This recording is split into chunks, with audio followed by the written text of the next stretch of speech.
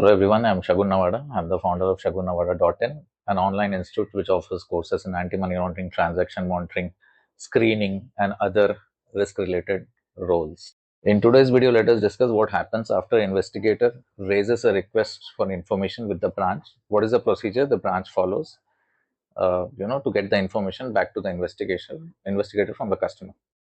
Now, depending on how big the bank is, the either the branch staff call up the customer directly to get the information, or if it's a very large bank, then this particular task is given to the backend call center who call up the customer to get the information. And believe me, it is not easy. I have had a chance to sit with the investigators or the branch staff actually who call up the customer to get the information, and these calls do not go very well. So that is the reason the staff who call up the customer for information, they are trained in such a way that they do not disclose any information, especially in relation to tipping off. I mean, which can lead to tipping off, where the customer is directly or indirectly made aware that his or her account is being investigated for suspicious activity.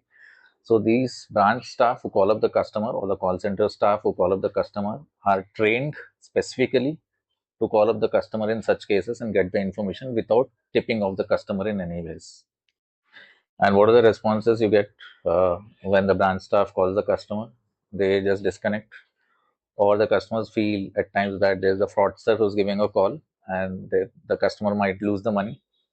And in some scenarios, when the customer is asked a question as to this money which has come into your account and where does this come from, so it's just none of your business.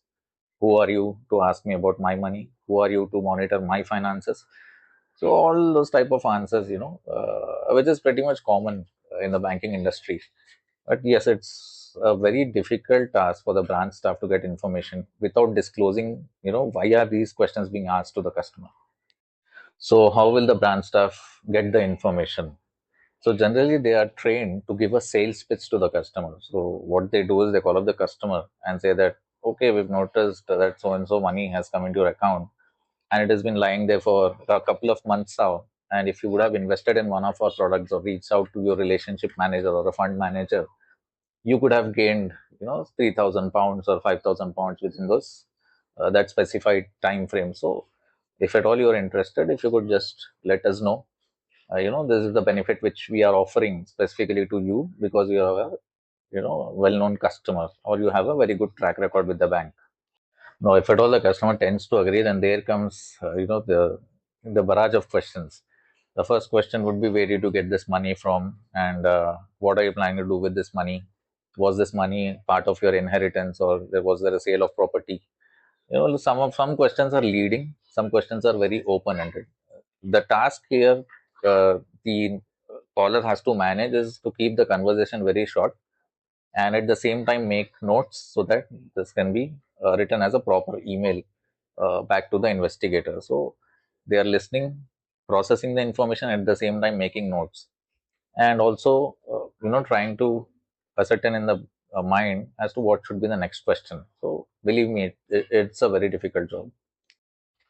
The majority of the times the customers do agree to give the information, whether directly or indirectly during the conversation. They do provide some information.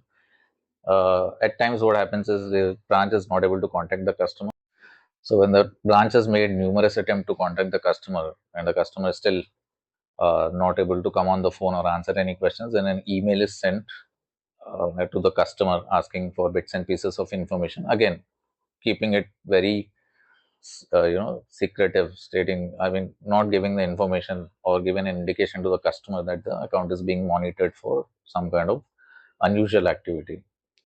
In either of the scenarios, whether they are able to get the information or not able to contact the customer, there's an email which is sent by the branch staff to the investigator, and then the investigator will go ahead with the case accordingly.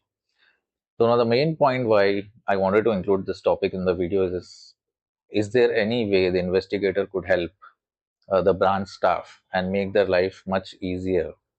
Now you might be thinking, as an investigator, there's nothing much the investigator can do to help the branch staff, right? That is wrong. Now the investigator can only help by raising a request for information with the branch where it is absolutely necessary on a particular case. Okay, so just raising an information because there is an option available on each and every case, or any alternate case, or a number of cases for that reason, is not a right thing to do. The investigator has to exhaust all the avenues, internal sources, external searches, get or try and get information from various sources.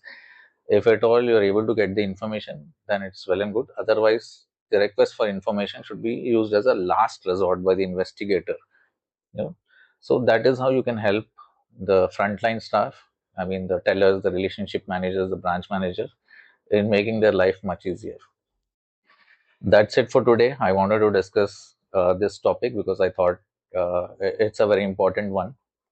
And as you're aware, shagunnavada.in offers online classes on anti-money laundering, transaction monitoring, and a lot of other risk-related topics.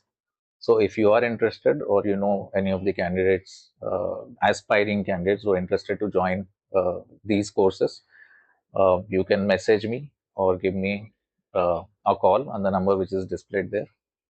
That's it for today. See you until next time. Take care of yourself. Bye.